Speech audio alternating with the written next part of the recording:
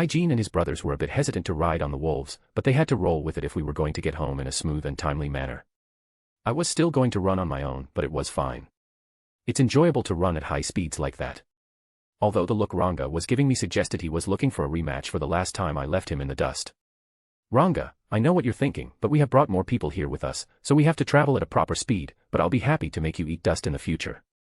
You have a deal. I'll beat you next time. After we got ready, we started heading back home to our humble goblin village. Of course, I made sure to keep an eye on our little spy friend who was following us.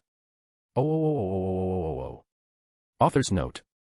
Hey everyone, it's Belia4L here. So, we've reached chapter 10 and I hope you enjoyed it. I thought this would be a good time to talk a little bit here about this fan FIC. First of all, I wrote this on a whim. The idea for this fan FIC came to me one day and it just stuck to me for a few weeks.